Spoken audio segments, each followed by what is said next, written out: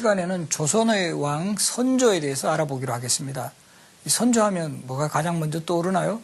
아무래도 이제 임진왜란이 떠오를 수밖에 없는데, 또 마침 올해가 임진왜란이 일어난 지 420주년이 되는 해이죠.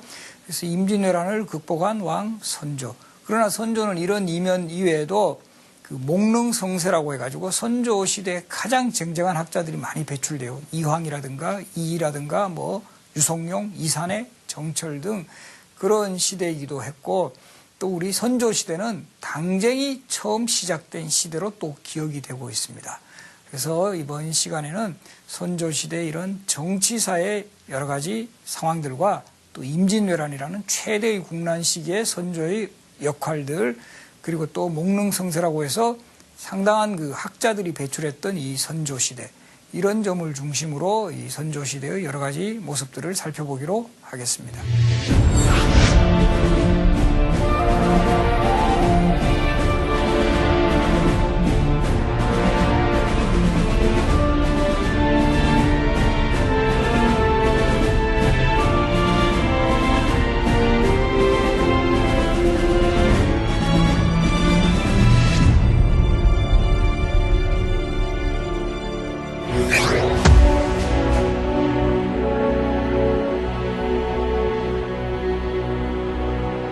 선조하면 아무래도 뭐 임진왜란 또 당쟁의 시작 이런 키워드를 떠올리는 경우가 많은데, 또 선조는 기록이 있어요. 조선의 왕 중에서 최초로 이 반개 출신으로 왕이 된 인물입니다. 이게 무슨 이야기냐면, 이제까지 뭐 왕자의 난이라든가 뭐 세조의 왕위 찬탈과 같은 이런 여러 가지 다양한 정치적 변수들이 있었지만, 그래도 계속 적장자 출신이 연이어 왕위를 계승했습니다. 뭐 정비나 최소한 계비 출신의 왕들이 계속 이어져 왔는데, 선조 같은 경우는 선조의 아버지인 덕훈군이라는 인물이 바로 중종의 후궁인 창빈 안씨의 소생입니다. 그러니까 뿌리를 거슬러 올라가면 선조의 뿌리에는 후궁 출신의 어머니가 있는 거죠. 그래서 이런 이유가, 이렇게 선조가 왕위에 오를 수 있었던 원인으로는 이 조선 중기에 들어가면서부터 점차적으로 이 적장자 출신의 왕자가 계속 사라지는, 그 출산율이 사실 뚝 떨어지는 그런 거하고도 관계가 있어요. 그래서 이제 그 원래 명종에게도 세자인 순혜세자가 있었는데, 이분이 10대 요절을 해버립니다. 그리고 더 이상 그 소위 뭐 정비든 계비든 그 사이에서 왕자가 없어요. 그래서 차선책으로 결국 왕실에서 가장 그럼 그 괜찮은 인물을 뽑아 보니까 바로 이제 항렬은 또 같아야 돼요. 그래서 그 명종 다음에 항렬의 왕자들을 살펴보니까 덕훈군의 아들들이 그래도 괜찮더라. 그래서 덕훈군의 아들 중에도 하원군, 하릉군, 하성군이라고 세 왕자가 있었는데, 그 중에 하성군, 바로 이 사람이 선조입니다. 가장 똑똑하다라고 해서 후계자로 이제 왕위를 계승을 하게 됩니다. 그래서 이런 일화도 있는데요. 그 어릴 때 요 왕자들의 어떤 총명함이라든가 자질을 시험해 보기 위해서 그 명종이 익성관이라고 해서 왕이 평상시에 쓰는 그 관이 있습니다. 그래서 익성관을 주면서 이거 누가 한번 써보지 않겠느냐 하니까 바로 하성군이 이거는 왕만이 쓰는 것인데 어떻게 제가 쓰겠습니까? 라고 해서 아주 어린 나이에도 상당히 능력이 있었다. 그리고 그 이후에도 이 명종이 상당히 이런 종친들의 교육에 관심을 많이 가져요. 왕자들에게. 그래서 그런 상황 속에서도 그 종친들을 가르쳤던 그 스승들이 대부분 하성군이 가장 능력이 뛰어납니다라는 그런 건의를 했기 때문에, 사실은 세 번째 아들이죠. 덕훈군의 세 번째 아들임에도 불구하고 왕위에 오를 수 있었습니다. 그것이 1567년이고, 이 선조의 즉위가 갖는 또 하나의 의미는 뭐냐 하면, 선조 시대부터 본격적으로 훈구파, 역사 속에서 훈구파가 완전히 사라집니다. 그리고 그 훈구파 시대에 또 하나 이 당시의 정치를 특징짓는 요소가 외척정치, 척신정치라는 용어인데, 이것은 1565년 문정왕후가 사망하면서 완전히 또 청산되었습니다. 그래서 훈구파 세력의 그 소멸, 외척정치의 청산이 되었던 이런 시대에 선조가 즉위를 했고, 그럼 다음 시대로 가는 그런 정치적 키워드는 뭔가? 바로 살인 정치의 시대의 서막이 열립니다. 지난 시간에 여러분들이 학습을 해서 어느 정도는 기억을 하실 건데, 조선시대에는 16세기의 시작과 더불어 16세기를 특징짓는 정치적 용어가 있습니다. 바로 사화죠.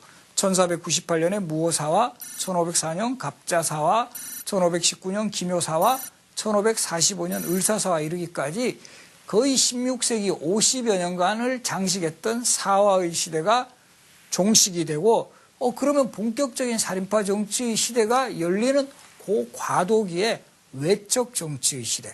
1545년 을사사화 이후에 권력을 잡은 윤원형 세력하고 특히 문정왕후가 외적 전성시대를 열어요. 그러다가 이 여걸 문정왕후가 1565년에 사망하면서 완전히 외적 정치는 역사의 전면에서 사라지게 됩니다. 그래서 선조는 즉위와 더불어 본인 스스로도 반개 출신의 왕이라는 일정한 컴플렉스도 있고 해서 이제 새로운 사회 정치 세력으로 성장한 살인파들을 적극적으로 정계에 등용을 시켜서 이들에게 큰 역할을 맡기겠다라는 이런 의지를 분명히 했습니다. 그래서 선조 시대는 흔히 살인 정치 시대라고 할 만큼 쟁쟁한 살인파 학자들이 대거 정계에 진출을 해요.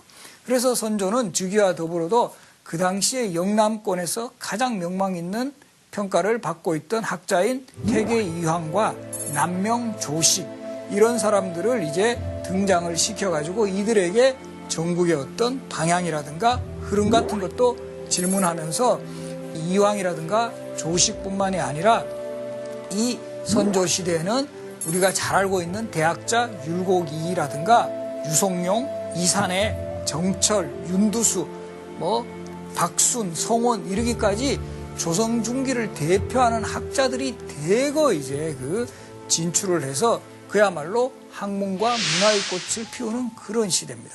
그래서 선조의 왕릉을 몽릉이라고 하는데요. 그래서 이 선조 시대 쟁쟁한 학자가 배출되었던 시대를 일컫는 용어로 몽릉성세라는 이런 표현을 쓰기도 합니다.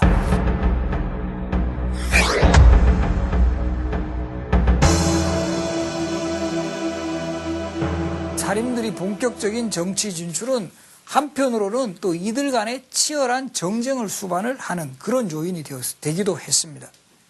그래서 이 살인파들이 훈구파에 맞서 싸울 때는 같이 한 배를 타거든요. 살인파라는 공속의식도 강했고 서로 간의 어떤 동료의식도 관했던 데 비해서 살인파들이 이제 선조 즉위 이후에 일선 정계에 등장하자 이제 정치 권력은 한정이 되어 있죠. 관직이라는 이런 자리는 한정이 되어 있으니까 이런 관직을 둘러싸고 살인파 내부의 정치 분열이 본격적으로 일어나는 겁니다. 이것을 우리가 역사에서 당정의 시대 또는 붕당 정치의 시대라고도 합니다. 공동의 적이 있었던 훈구파라는 공동의 비판 세력이 있었을 때는 함께 저항을 했지만 이들이 권력을 잡았을 때는 이제 당이 갈려지는 당쟁의 시대가 연출이 되었다. 이렇게 해석을 할 수가 있습니다. 그럼 최초의 분당은 동인과 서인의 분당으로 선조 8년인 1575년에 이루어집니다. 이때 이제 요 동서분당의 가장 원인이 되는 것은 아주 구체적으로는 이조 전랑직을 둘러싼 갈등입니다. 조선시대에 이제 관리들의 인사권을 실무적으로 책임질 수 있는 관직인 이조 전랑직, 이조 정랑과 자랑을 포함하는 그런 직책인데 이조 전랑직은 상당히 중요한 부서예요. 요즘도 그렇지 않습니까? 인사를 맡은 부서가 아주 핵심인 경우가 많습니다. 근데 그리고 요 특징은 이조 전랑직은 자대제예요. 스스로가 다른 사람에게 청구를 해줄 수 있는데 원래 여기 이조 전랑직을 김효원이라는 사람이 이제 맡고 있었는데 이런 김효원이 맡고 있었던 이조 전랑직을 둘러싸고 요것을 관직을 어느 쪽에서 노리냐 하면은 심의겸이 동생인 심충겸이라는 사람이 요 이조 전랑직을 상당히 이제 원하고 있었어요. 그런데 이때 이 김효원의 입장에서는 이조 전랑직이라는 것은 외척의 손에 다시 넘어가서는 안 된다라고 주장을 하기 시작한 거예요. 이건 무슨 소리냐면 또 요 심의겸이라는 사람은 원래 그 명종의 왕비였던 인수나무 심씨의 인척이요, 인척. 이제 본격적으로 외적 정치를 청산하고 사림 정치의 시대를 연 마당에 다시 이조 전랑과 같은 핵심 요직을 외척에게 넘길 수 없다라는 그런 주장을 편 세력들은 김효원에게 동조하면서 동인이 되고, 반면에 비록 그 심의겸 세력이 심의겸을 추종하는 세력들, 즉 그래도 외척에게도 그런 이조 전랑직을 맡게 된다. 특히 심의겸이라는 사람은 우리가 어려울 때 비록 외척이었지만 뭔가 이런 살인파들에게 도움을 많이 준 그런 인물이었기 때문에 이런 양심 있는 일부 외척은 등용을 해도 된다라는 입장을 보인 세력이 서인이었습니다. 그래서 결국 동인이나 서인이라는 용어는 김효원이라는 사람이 그 당시에 지금의 동대문 근처인 건천동에 살았고, 그리고 이 심의겸이라는 인물이 서울을 기준으로 하면 서쪽인 정릉 쪽에 살아서 서인. 그래서 동인이나 서인이란 말은 후대 이 사람들의 지역 근거지가 어디냐에 따라서 붙여진 용어다라는 점, 이것도 잘 기억하세요. 이것도 현재까지 이어지죠. 지금도 우리 현대 정치인 중에서 김영삼 대통령을 일컬어 상도동계, 김대중 대통령을 일컬어 동교동계, 김대중 대통령 일산으로 이사 가셔도 그냥 동교동계라고 그랬었죠, 그죠? 그리고 혹시 아시는 분은 김종필 전 총리에 대해서는 청부동계라 그래가지고 그분들의 지역구를 가지고 무슨 파를 나눴는데, 조선시대 당쟁의 시작도 지역 명칭을 가지고 동인, 서인으로 나눴다라는 거, 이런 것도 우리 역사에서 발견되는 흥미로운 사실입니다.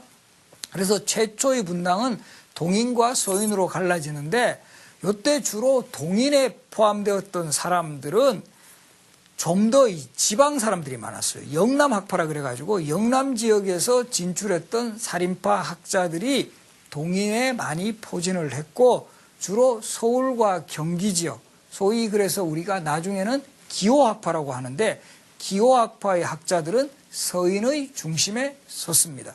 그래서 동인하면 대체적으로 학문의 영수가 퇴계 이황이라든가 남명 조식 같은 이런 사람들이 영남학파의 중심에 섰고, 율곡이라든가 우계 성원, 송강 정철 이런 사람들의 문화에 있었던 학자들이 대체적으로 서인의 중심에 서면서 동인과 서인의 분당이 1575년에 최초로 갈려지고, 이후에 동인과 서인들은 정치적 사안마다 사상꺾은 대립하면서 소위 당쟁의 시대를 열어갔습니다. 그래서 이 용어에 대해서도 한번 정리할 필요가 있는데요. 사실은 분당 정치, 당쟁 이것이 같이 쓰이는 경우가 많아요.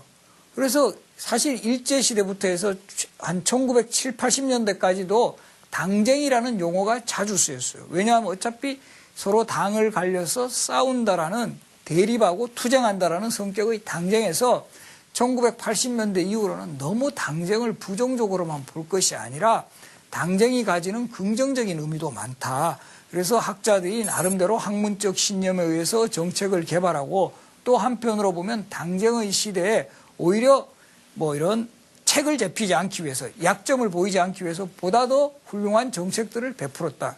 그러면서 이들이 나름대로 견제와 균형을 이루면서 공존했다는 의미에서 붕당 정치라는 용어를 쓰자라는 이런 주장이 제기되면서 당쟁과 붕당 정치가 함께 지금 사용되고 있습니다. 사실 정답은 없습니다. 이거 어디 딱 정해줄 수는 없는 거지만, 학자에 따라서 좀 더 부정적인 면을 부각을 시킬 때는 당쟁이라는 용어로, 이 붕당 정치가 가지는 긍정적인 측면을 부각시킬 때는 붕당 정치라는 용어를 쓰는 경우가 많다. 이렇게 정도만 정리를 해두겠습니다.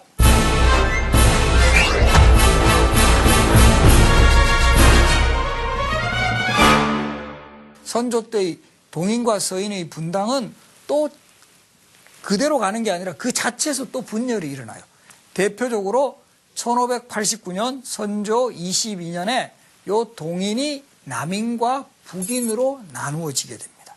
이 동인이 남인과 북인으로 분립되게 되는 데 있어서 가장 중요한 사건이 1589년에 일어났던 기축 옥사라는 사건입니다. 1589년이 기축년이어서 기축옥사라고 하는데 요 사건의 발단이 된 거는 아마 학생들 기억할 겁니다. 정여립이라는 인물이 이 중심에 있어요. 정여립 영모 사건이라 그래가지고 1589년에 정여립의 영모를 알리는 한 장의 보고서가 이제 조정에 올라오면서 이것이 도화선이 되어서 정여립의 체포에 나섰고 정여립은 결국 진안의 죽도라는 섬에서 자결을 합니다. 그러나 이 후폭풍은 여기서 그치지 않고 이후에 정여립과 뭐 편지를 교환한 사람, 정여립의 생각에 조금이라도 동조했던 사람을 대거의 처형시키는 이 엄청난 사건이 일어납니다. 이것이 1589년에 일어난 기축옥사라고 하는데요. 이게 왜 그럼 정여립의 포인트가 있느냐 하면 정여립은 그 당시 왕조 국가에 있어서 상당히 뭐 요즘 표현을 하면 좀 튄 사람이에요. 그래서 천하는 공물인데 어떻게 왕만이 이걸 가질 수 있느냐 뭐 이런 주장도 펴기도 하고 군주 세습제를 부인하는 이런 용어도 뭐 심심찮게 터뜨리는 등 상당히 뭐 좋게 보면 시대를 앞서간 그런 혁명가적인 기질이 있었습니다. 그런 정여립이었기 때문에 이런 사람이 영모를 꾀하면 완전히 왕조 교체까지도 한다. 그래서 그런 위험 인물을 사실은 먼저 제거를 해야 되겠다라고 했을 때 이미 이 사람은 자결했지만 그 동조자들로 연루되었던 사람이 거의 1000여 명에 달할 정도로 엄청난 대창극이 일어난 겁니다. 그런데 문제는 정여립이 동인의 중심 인물이었다라는 점하고 그래서 서인들은 이 사건을 소위 말해서 동인을 탄압하는 절호의 기회로 여겼습니다. 또 하나 흥미로운 것은 정여립은 원래 율곡이의 문화였습니다. 율곡이는 서인의 학문적 용수거든요. 원래 서인이었다가 동인으로 전향한 사람이에요. 뭐 지금도 그런 경우 좀 있습니다만 당적 바꾸고 이런 사람 약간 괘씸죄에도 해당하죠. 그러니까 서인의 입장에서는 더 미운 인물이 돼버린 거예요. 미운 털이 박혔습니다. 그래서 이 기축옥사 같은 경우도 서인의 핵심 인물인 정철이 수사 책임자가 됐을 때 엄청나게 이 사건을 확대해 나가면서 많은 연루자들을 처벌해 나가요. 그러니까 동인에게 희생자가 많았는데 특히 동인 중에서도 남명조식의 학자들, 남명조식 학파라 그래가지고 남명조식의 문인들에게서 이 정여립 영모 사건에 연루자가 많았습니다. 대표적으로 뭐 최영경이라든가 뭐 유종지라든가 이런 사람이 있고 그런데 한편으로는 퇴계 이양의 수제자였던 유성룡 같은 인물은 이 기축옥사에 대해서 미온적인 입장을 보이는 거예요. 그러니까 우리 같은 동인인데 왜 유성룡 당신이 좀 그래도 명망도 있고 이런 사람이 이런 거 정철 같은 사람 좀 말려서 수사를 조금 축소해야지 왜 이렇게 심하게 만드느냐라고 했을 때 유성룡의 입장에서는 별로 퇴계학파, 유성룡은 퇴계의 수제자거든요. 퇴계학파의 제자들은 별 피해도 없고 해서 조금은 미온적인 입장을 취한 겁니다.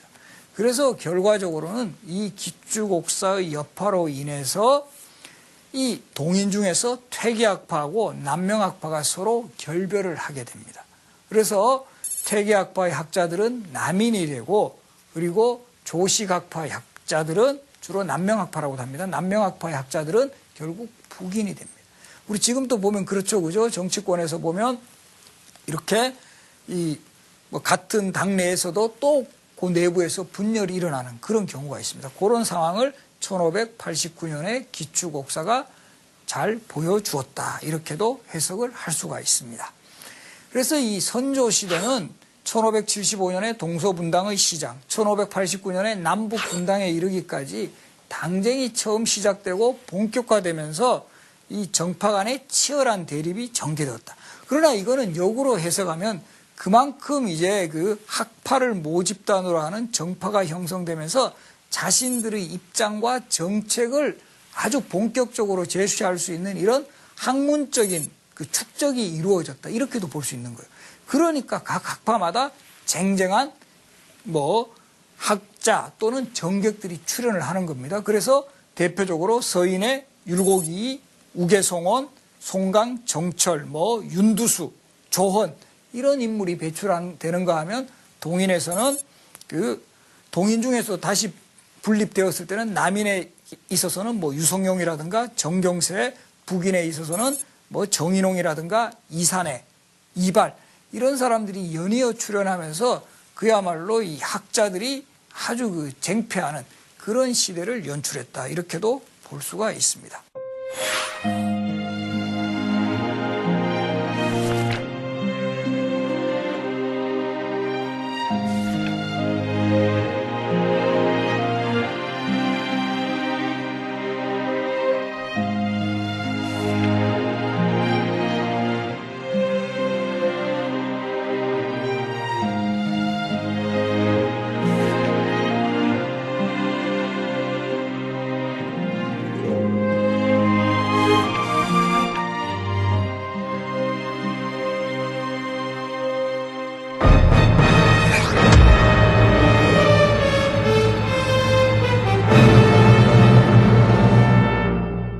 그리고 이 선조하면 뭐 빼놓을 수 없는 것이 임진왜란입니다. 그리고 또 올해가 마침 임진왜란 420주년이 되는 해여서 아마도 각종 행사들이 많이 이제 열릴 것으로 뭐 저는 생각을 합니다. 뭐 저 이순신 장군이 저 바다를 지켰던 한산도 지역부터 시작을 해서 이 의병장들의 활약이 두드러졌던 이런 곳곳에서는 아마 임진왜란을 기념하는 다양한 그 행사라든가 뭐 이런 그 의미를 또 확인시키는 그런 사업들이 분명히 전개가 될 겁니다. 근데 이 선조하고 임진왜란 빼놓을 수가 없죠. 그리고 이 선조하고 임진왜란을 이야기할 때 일본의 또 전국시대를 통일한 인물 토요토미 히데요시를 거론하지 않을 수 없습니다. 결국 임진왜란을 일으킨 장본인이 토요토미 히데요시인 거죠. 토요토미 히데요시는 오랜 기간 혼란을 거듭했던 일본의 전국시대를 통일했던 일본의 입장에서 보면 하나의 그 영웅이라고 볼 수 있는 바로 그런 인물이에요. 그런 토요토미 히데요시가 전국시대를 통일하고 나서는 뭔가 이제 그 내부의 혼란도 수습하고 이 외부의 정복 활동을 벌여서 자신의 입지를 그 부각시키려고 했죠. 그런 토요토미 히데요시가 일본의 전국시대를 통일했다라는 그런 소식이 조선에서도 전해집니다. 지금도 마찬가지지만 이웃 나라의 어떤 인물이 최고 정상이 되었는가 여기에 대해서 당연히 관심을 가집니다. 우리나라에서도 뭐 미국 대통령이 뭐 오바마가 미국 대통령이 되었다라고 하면 거기에 당연히 신경을 쓰는 거고 지금 중국의 후진타오 뭐 국가주석 대신에 시진핑 뭐 국가주석이 이제 후계자가 될 것이다. 이러면 거기에 당연히 신경을 쓰는 거고 북한에 최근에 김정은이 이제 김정일을 이어서 최고 통치자가 됐다 이러면 당연히 신경을 씁니다. 그래서 그 정세를 확인을 하기 위해서 통신사를 보내는 겁니다. 봐서 저 토요토미 히데요시라는 인물이 도대체 어떤 인물이고 어떤 그 성향을 가지고 있느냐라고 해서 1590년에 그 조선통신사로 김성일과 황용기를 각각 그 정사와 부사로 삼아 통신사로 보냅니다. 보내서 한번 그 당시에 그 일본의 정세라든가 토요토미 히데요시의 성향 같은 거 이런 거를 파악을 하게 하는 거죠.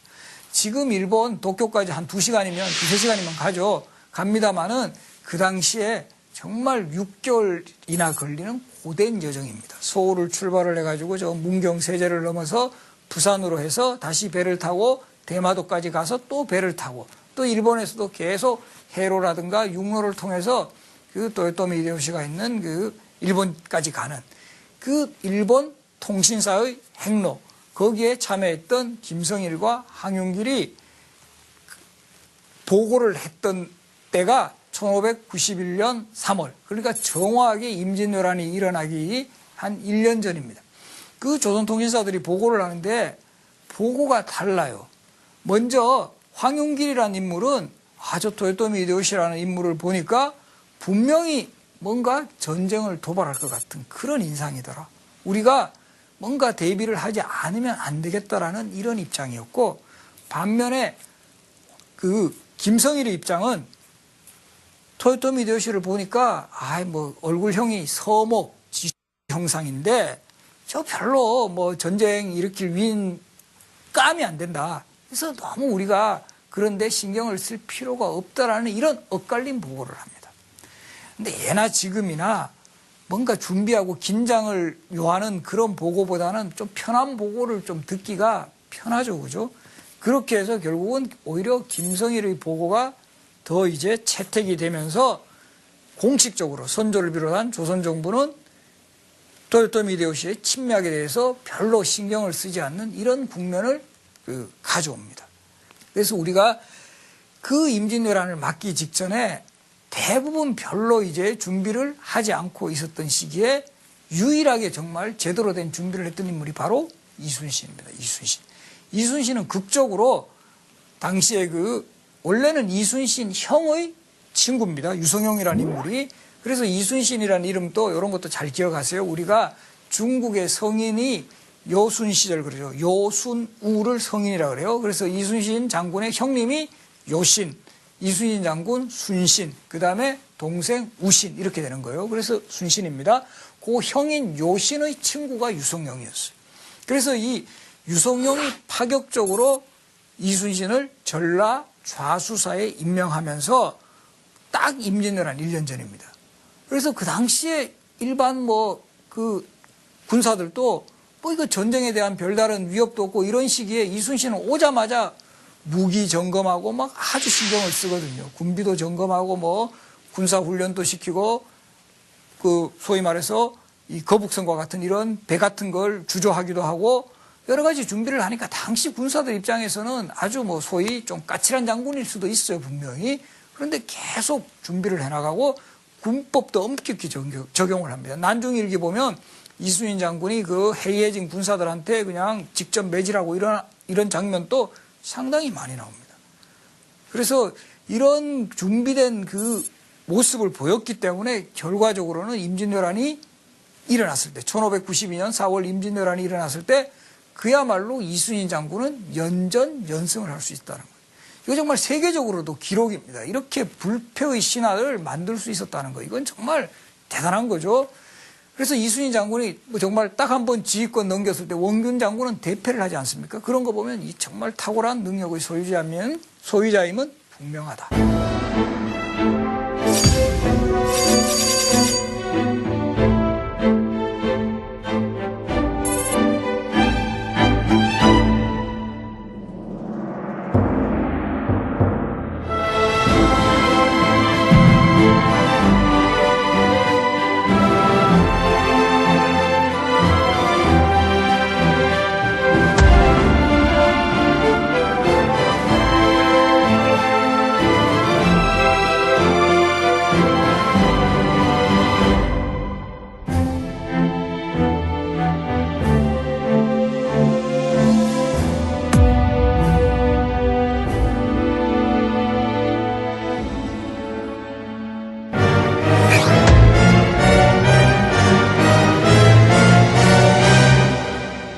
1592년 왜적들이 바로 이제 부산에 1592년 4월 13일입니다. 상륙을 해가지고 파죽지서로 서울까지 점령을 해요. 잘 알다시피 문경세제 같은 데서 신립 장군이 이끌던 그 군사들이 당금대 전투에서 대패를 하면서 4월 30일 불과 보름여 만에 서울을 점령합니다. 선조 어떤 입장을 취했죠? 결국은 신하들의 건의를 받는 형식이지만 피난길에 오릅니다. 그래서 서울을 떠나가지고 평양을 거쳐 피난지도 어디입니까? 의주로까지 갑니다. 의주. 웬만하면 중국으로 가겠답니다. 그러니까 어쨌든 간에 최고의 지도자가 가장 그 국경 지역까지 피난을 갔다라는 이런 상황들은 당시 조선의 백성들은 아주 그 실망을 할 수밖에 없는 그런 원인을 분명히 제공했을 겁니다. 그래서 선조는 의주까지 피난을 가는 동시에 명나라에게 원군을 요청을 하죠. 이런 것도 우리가 보면 그 역사상에서 우리가 위기에 몰렸을 때 해외에 병력을 이제 참전을 요청하는 것. 우리 6.25 전쟁 때도 분명히 있었습니다. 그죠? 유엔군이 들어왔죠.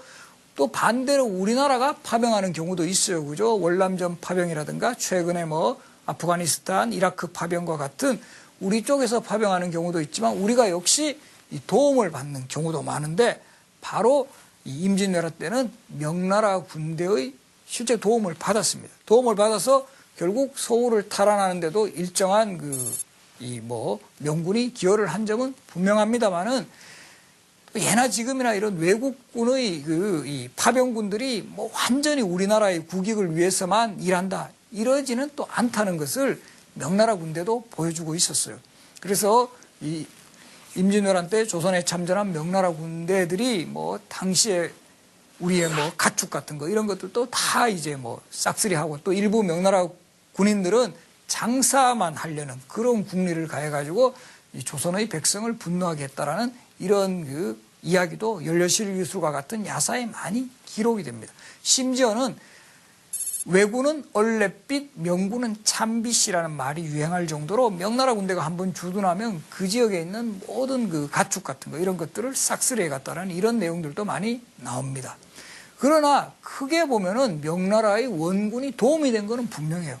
결국 명나라 군대의 참전으로 인해서 일본과의 강화 회담이 성립이 되거든요. 그래서 일단은 잠시 전쟁이 소강 상태에 빠지게 됩니다.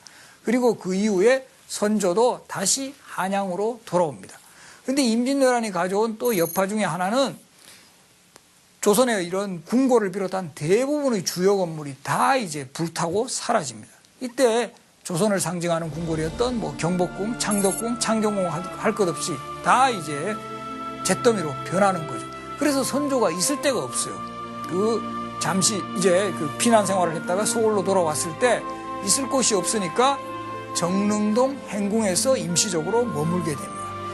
그리고 이때 이 선조 때 선조왕이라는 경우 우리가 보면 임진왜란 때 여러 가지 그 이순신과의 갈등, 특히 곽재호와 같은 의병장과도 상당한 갈등을 일으켰어요. 임진왜란 때 우리가 그 전쟁을 승리로 일으킨 대표적인 요인이 그 의병의 활약, 곽재호라든가 뭐 조헌이라든가 뭐 많은 의병장들이 나오죠. 전라도 지역에는 뭐 고경명이라든가 특히 경상우도 지역, 지금의 경상남도 지역에서는 많은 그 의병들이 일어나서 결국 전쟁에 승리를 할 수 있는 그런 기틀을 마련해요. 그런데 이 의병장들하고도 선조가 갈등을 빚어가지고 나중에 곽재호 같은 사람은 결국 그 현풍의 빚을 산에 숨을 수밖에 없었고 또 이 곽재호와 같은 인물에게 대해서는 계속 기찰 정치라 그래가지고 계속 이 감시를 하고 이런 모습을 보여요.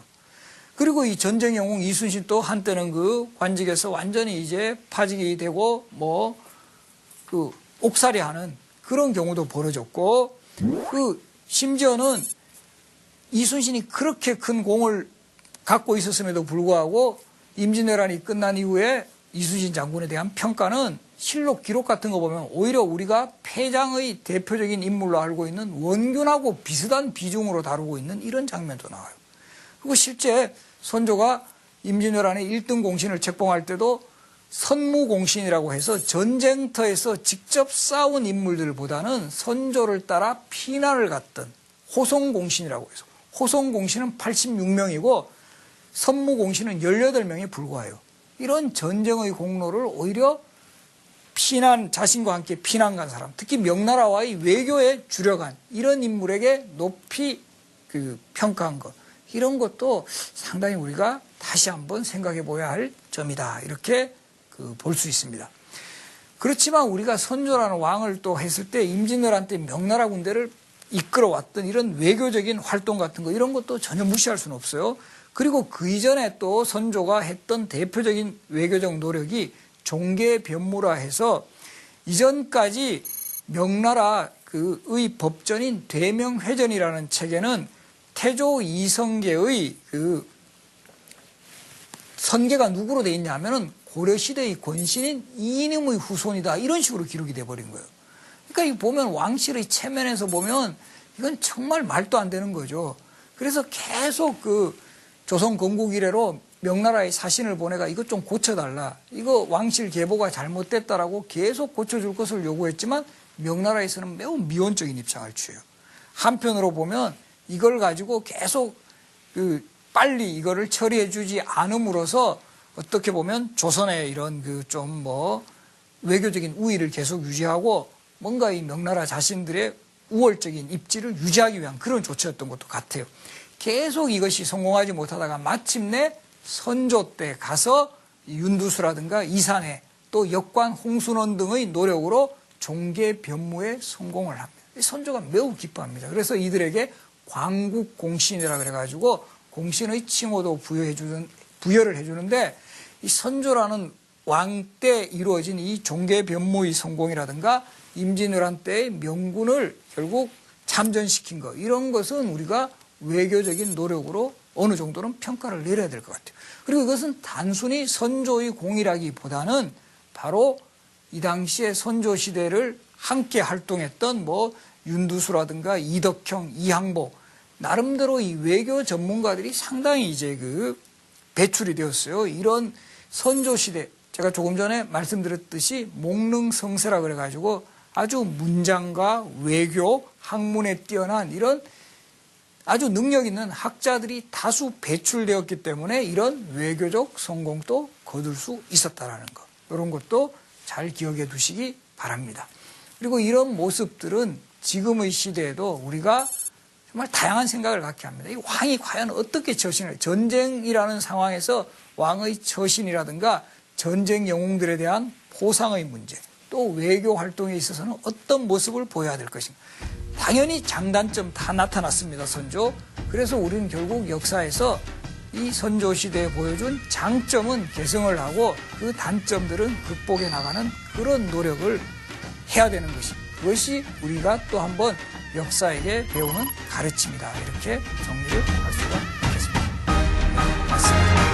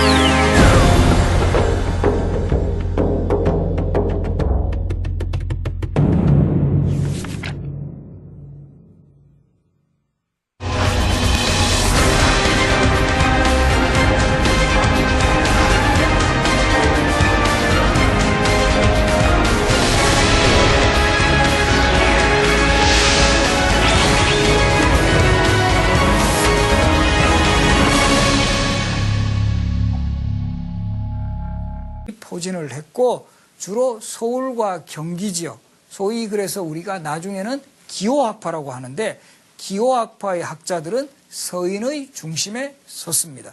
그래서 동인하면 대체적으로 학문의 영수가 퇴계 이황이라든가 남명 조식 같은 이런 사람들이 영남학파의 중심에 섰고 율곡이라든가 우계 성원, 송강 정철 이런 사람들의 문화에 있었던 학자들이 대체적으로 서인의 중심에 서면서 동인과 서인의 분당이 1575년에 최초로 갈려지고 이후에 동인과 서인들은 정치적 사안마다 사상꺾은 대립하면서 소위 당쟁의 시대를 열어갔습니다. 그래서 이 용어에 대해서도 한번 정리할 필요가 있는데요.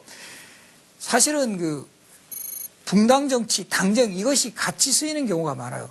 그래서 사실 일제시대부터 해서 한 1970, 80년대까지도 당쟁이라는 용어가 자주 쓰였어요. 왜냐하면 어차피 서로 당을 갈려서 싸운다라는 대립하고 투쟁한다라는 성격의 당쟁에서 1980년대 이후로는 너무 당쟁을 부정적으로만 볼 것이 아니라 당쟁이 가지는 긍정적인 의미도 많다. 그래서 학자들이 나름대로 학문적 신념에 의해서 정책을 개발하고 또 한편으로 보면 당쟁의 시대에 오히려 이런 책을 제피지 않기 위해서 약점을 보이지 않기 위해서 보다 더 훌륭한 정책들을 베풀었다. 그러면서 이들이 나름대로 견제와 균형을 이루면서 공존했다는 의미에서 붕당 정치라는 용어를 쓰자라는 이런 주장이 제기되면서 당쟁과 붕당 정치가 함께 지금 사용되고 있습니다. 사실 정답은 없습니다. 이거 어디 딱 정해 줄 수는 없는 거지만 학자에 따라서 좀 더 부정적인 면을 부각을 시킬 때는 당쟁이라는 용어로, 이 붕당 정치가 가지는 긍정적인 측면을 부각시킬 때는 붕당 정치라는 용어를 쓰는 경우가 많다. 이렇게 정도만 정리를 해두겠습니다.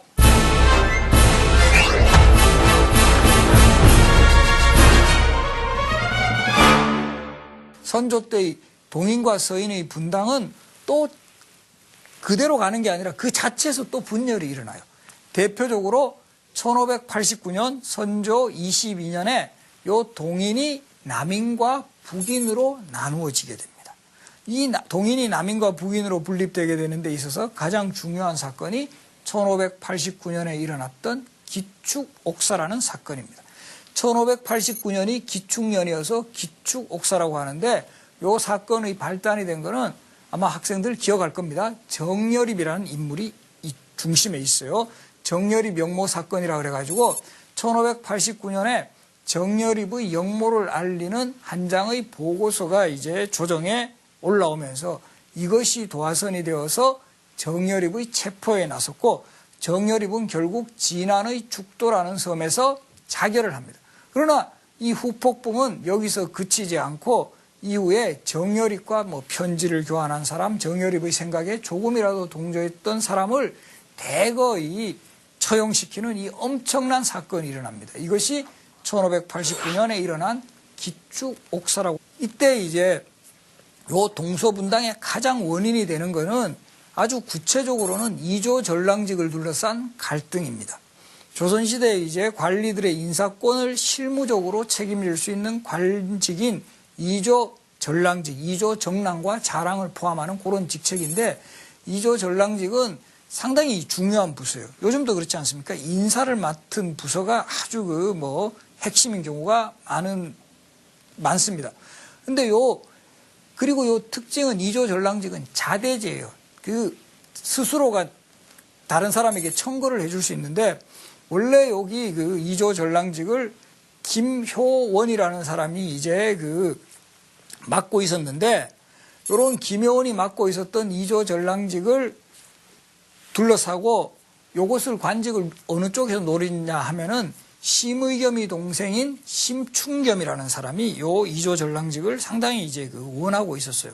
그런데 이때 이 김효원의 입장에서는 이조 전랑직이라는 것은 외척의 손에 다시 넘어가서는 안 된다라고 주장을 하기 시작한 거예요. 이건 무슨 소리냐면 또 요 심의겸이라는 사람은 원래 명종의 왕비였던 인수나무 심씨의 인척이에요, 인척. 이제 본격적으로 외척 정치를 청산하고 사림 정치의 시대를 연 마당에 다시 이조 전랑과 같은 핵심 요직을 외척에게 넘길 수 없다라는 그런 주장을 편 세력들은 김효원에게 동조하면서 동인이 되고 반면에 비록 심의겸 세력이 심의겸을 추종하는 세력들 즉 그래도 외척에게도 그런 이조 전랑직을 맡겠다. 특히 심의겸이라는 사람은 우리가 어려울 때 비록 외척이었지만 뭔가 이런 살인파들에게 도움을 많이 준 그런 인물이었기 때문에 이런 양심 있는 일부 외척은 등용을 해도 된다라는 입장을 보인 세력이 서인이었습니다. 그래서 결국 동인이나 서인이라는 용어는 김효원이라는 사람이 그 당시에 지금의 동대문 근처인 건천동에 살았고 그리고 이 심의겸이라는 인물이 서울을 기준으로 하면 서쪽인 정릉 쪽에 살아서 서인. 그래서 동인이나 서인이란 말은 후대 이 사람들의 지역 근거지가 어디냐에 따라서 붙여진 용어다라는 점 이것도 잘 기억하세요. 이것도 현재까지 이어지죠. 지금도 우리 현대 정치인 중에서 김영삼 대통령을 일컬어 상도동계, 김대중 대통령을 일컬어 동교동계, 김대중 대통령 일산으로 이사 가셔도 그냥 동교동계라고 그랬었죠. 그죠? 그리고 혹시 아시는 분은 김종필 전 총리에 대해서는 청구동계라 그래가지고 그분들의 지역구를 가지고 무슨 파를 나눴는데 조선시대 당쟁의 시작도 지역 명칭을 가지고 동인, 서인으로 나눴다라는 거 이런 것도 우리 역사에서 발견되는 흥미로운 사실입니다. 그래서 최초의 분당은 동인과 서인으로 갈라지는데 이때 주로 동인에 포함되었던 사람들은 좀 더 지방 사람들이 많았어요. 영남학파라 그래가지고 영남 지역에서 진출했던 살인파 학자들이 동인에 많이 전쟁의 시작 이런 키워드를 떠오르는 경우가 많은데 또 선조는 기록이 있어요. 조선의 왕 중에서 최초로 이 방계 출신으로 왕이 된 인물입니다. 이게 무슨 이야기냐면 이제까지 왕자의 난이라든가 세조의 왕위 찬탈과 같은 이런 여러 가지 다양한 정치적 변수들이 있었지만 그래도 계속 적장자 출신이 연이어 왕위를 계승했습니다. 뭐 정비나 최소한 계비 출신의 왕들이 계속 이어져 왔는데 선조 같은 경우는 선조의 아버지인 덕훈군이라는 인물이 바로 중종의 후궁인 창빈 안씨의 소생입니다. 그러니까 뿌리를 거슬러 올라가면 선조의 뿌리에는 후궁 출신의 어머니가 있는 거죠. 그래서 이런 이유가 이렇게 선조가 왕위에 오를 수 있었던 원인으로는 이 조선 중기에 들어가면서부터 점차적으로 이 적장자 출신의 왕자가 계속 사라지는 그 출산율이 사실 뚝 떨어지는 그런 거하고도 관계가 있어요. 그래서 이제 원래 명종에게도 세자인 순의세자가 있었는데 이분이 10대 요절을 해버립니다.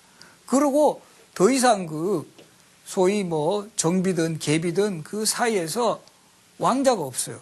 그래서 차선책으로 결국 왕실에서 가장 그럼 괜찮은 인물을 뽑아 보니까 바로 이제 항렬은 또 같아야 돼요. 그래서 명종 다음에 항렬의 왕자들을 살펴보니까 덕훈군의 아들들이 그래도 괜찮더라. 그래서 덕훈군의 아들 중에도 하원군, 하릉군, 하성군이라고 세 왕자가 있었는데 그중에 하성군 바로 이 사람이 선조입니다. 가장 똑똑하다라고 해서 후계자로 이제 왕위를 계승을 하게 됩니다. 그래서 이런 일화도 있는데요. 어릴 때 요 왕자들의 어떤 총명함이라든가 자질을 시험해 보기 위해서 명종이 익성관이라고 해서 왕이 평상시에 쓰는 그 관이 있습니다. 그래서 익성관을 주면서 이거 누가 한번 써보지 않겠느냐 하니까 바로 하성군이 이거는 왕만이 쓰는 것인데 어떻게 제가 쓰겠습니까? 라고 해서 아주 어린 나이에도 상당히 능력이 있었다. 그리고 그 이후에도 이 명종이 상당히 이런 종친들의 교육에 관심을 많이 가져요. 왕자들에게. 그래서 그런 상황 속에서도 그 종친들을 가르쳤던 그 스승들이 대부분 하성군이 가장 능력이 뛰어납니다라는 그런 건의를 했기 때문에 사실은 세 번째 아들이죠. 덕훈군의 세 번째 아들임에도 불구하고 왕위에 오를 수 있었습니다. 그것이 1567년이고 이 선조의 즉위가 갖는 또 하나의 의미는 뭐냐 하면 선조 시대부터 본격적으로 훈구파, 역사 속에서 훈구파가 완전히 사라집니다. 그리고 그 훈구파 시대에 또 하나 이 당시의 정치를 특징짓는 요소가 외척정치, 척신정치라는 용어인데 이것은 1565년 문정왕후가 사망하면서 완전히 또 청산되었습니다. 그래서 훈구파 세력의 소멸, 외척정치의 청산이 되었던 이런 시대에 선조가 즉위를 했고 그럼 다음 시대로 가는 그런 정치적 키워드는 뭔가? 바로 살림정치의 시대의 서막이 열립니다. 지난 시간에 여러분들이 학습을 해서 어느 정도는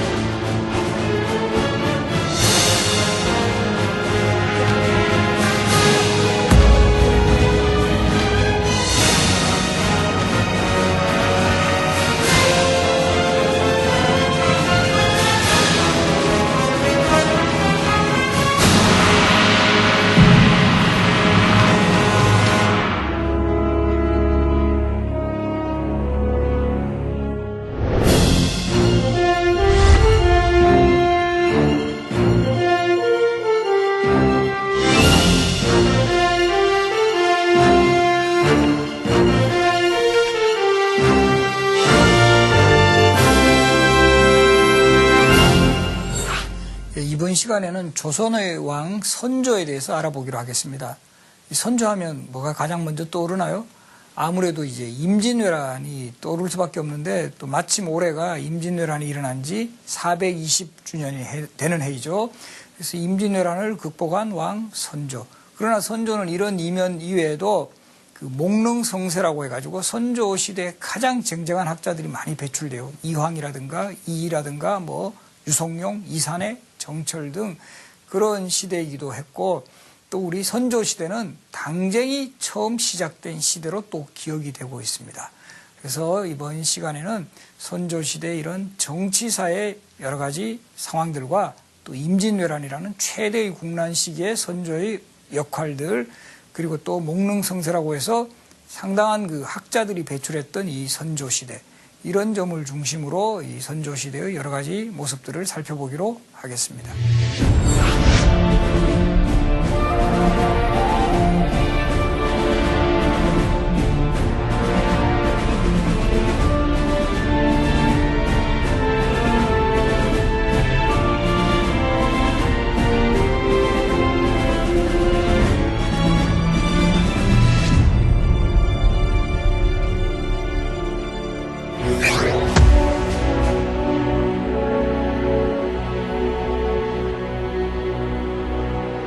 선조하면 아무래도 뭐 임진왜란 또 기억을 하실 건데, 조선시대에는 16세기의 시작과 더불어 16세기를 특징 짓는 정치적 용어가 있습니다. 바로 사화죠.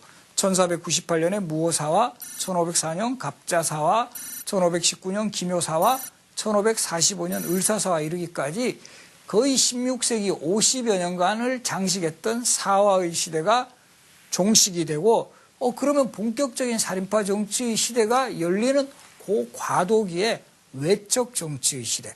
1545년 을사사화 이후에 권력을 잡은 윤원영 세력하고 특히 문정왕후가 외적 전성시대를 열어요.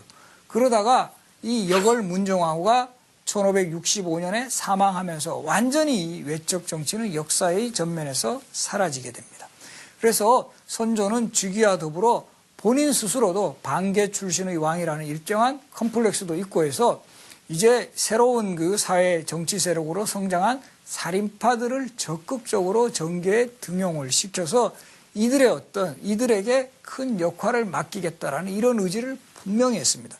그래서 선조 시대는 흔히 살인 정치 시대라고 할 만큼 쟁쟁한 살인파 학자들이 대거 정계에 진출을 해요. 그래서 선조는 즉위와 더불어도 그 당시에 영남권에서 가장 명망 있는 평가를 받고 있던 학자인 태계 이황과 남명 조식, 이런 사람들을 이제 등장을 시켜가지고 이들에게 전국의 어떤 방향이라든가 흐름 같은 것도 질문하면서 이황이라든가 조식뿐만이 아니라 이 선조 시대에는 우리가 잘 알고 있는 대학자 율곡이라든가 유성룡, 이산해, 정철, 윤두수, 박순, 성원 이르기까지 조선 중기를 대표하는 학자들이 대거 이제 진출을 해서 그야말로 학문과 문화의 꽃을 피우는 그런 시대입니다. 그래서 선조의 왕릉을 목릉이라고 하는데요. 그래서 이 선조 시대 쟁쟁한 학자가 배출되었던 시대를 일컫는 용어로 목릉성세라는 이런 표현을 쓰기도 합니다.